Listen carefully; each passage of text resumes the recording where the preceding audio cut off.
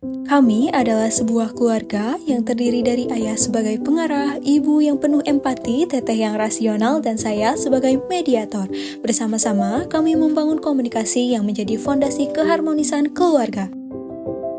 Dalam keluarga kami, pola komunikasi terbentuk dari perpaduan gaya emosional dan rasional. Ibu sering menekankan pada empati dan pengalaman sehari-hari, sementara Teteh lebih menekankan pada logika dan solusi praktis.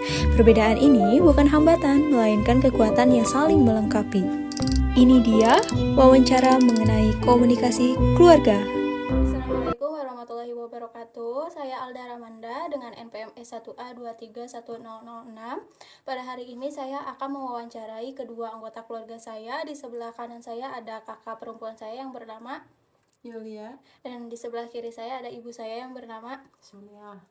Baik, langsung saja ke wawancara. Pertanyaan yang pertama yaitu mengenai bagaimana sih cara ibu biasanya menyampaikan pendapat dalam keluarga.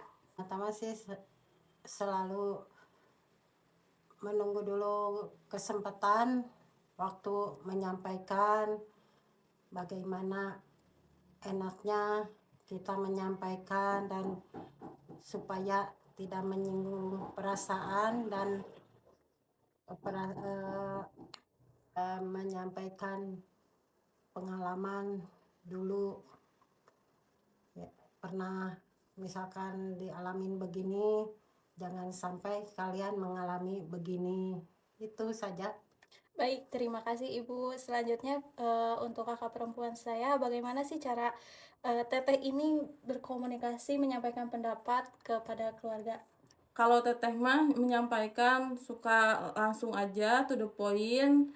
Kalau misalkan salahnya begini kita luruskan, mencari jalan keluar untuk permasalahannya, setiap permasalahannya. Jadi Teteh nggak bertele-tele, hanya menjelaskan kalau itu salah ya salah, kalau benar ya itu benar. Seperti itu. Baik, terima kasih. Selanjutnya pertanyaan yang kedua, apa yang Ibu lakukan ketika ada perbedaan pendapat antara Ibu sama anak-anak atau antara ayah dengan anak-anak? Ibu paling disaring dulu,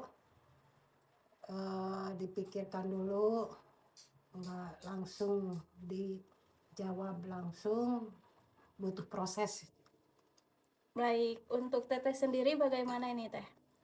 Untuk pendapat yang misalkan kurang searah sama kita atau kurang sependapat, mungkin diberikan penjelasan. Misalkan kita berbeda pendapat, kita mencari pendapat yang menuju ke topik tersebut. Misalkan kita topiknya tentang apa, ya kita yang mendekati topik tersebut pendapatnya. Kalau perbedaan pendapat ya kita cari-cari yang masuk akal aja gitu. Baik, terima kasih. Baik, pertanyaan selanjutnya untuk Teteh ini, bagaimana sih peran Teteh ini dalam menjaga komunikasi keluarga? Banyak ngobrol, banyak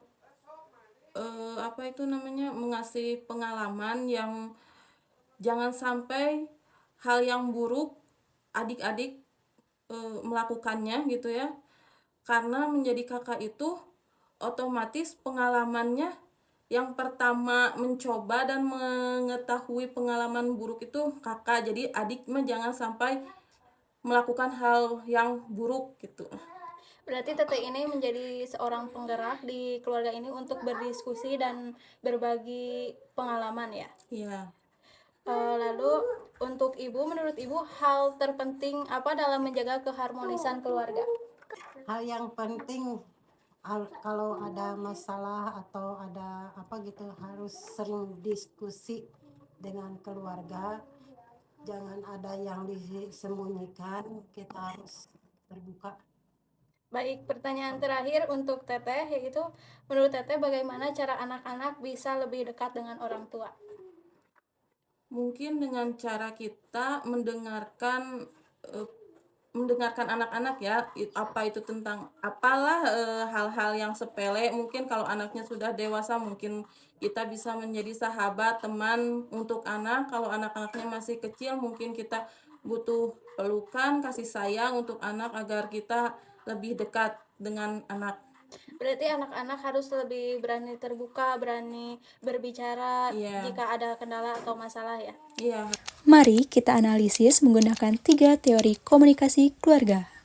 Teori yang pertama yaitu Family System Theory menunjukkan bahwa setiap anggota keluarga memiliki peran berbeda yang saling bergantung untuk menjaga keseimbangan sistem. Dalam hal ini, ibu sebagai penjaga kehangatan emosional dan teteh sebagai inisiator rasional. Perbedaan peran ini justru memperkuat sistem keluarga karena masing-masing berkontribusi pada keharmonisan. Teori yang kedua yaitu symbolic interactionism, di mana ibu menggunakan simbol berupa ekspresi perasaan dan juga pengalaman, sementara teteh menggunakan simbol berupa argumentasi yang logis. Dan yang terakhir yaitu communication pattern theory, membantu mengidentifikasi pola komunikasi keluarga yang cenderung konsensual, yaitu terbuka terhadap diskusi, namun tetap menghargai otoritas orang tua. Perbedaan gaya komunikasi antar anggota keluarga bukanlah hambatan, melainkan kekuatan yang memperkaya interaksi keluarga. Dengan merawat pola komunikasi yang sehat, keluarga dapat menjaga keharmonisan, memperkuat ikatan emosional, dan meningkatkan efektivitas dalam pengambilan keputusan sehari-hari. Itu dia hasil analisis menggunakan 3 teori komunikasi keluarga. Harus terbuka. Baik, terima kasih Teteh dan Ibu atas waktunya yang sudah meluangkan untuk wawancara hari ini. Terima kasih semuanya. Wassalamualaikum warahmatullahi wabarakatuh.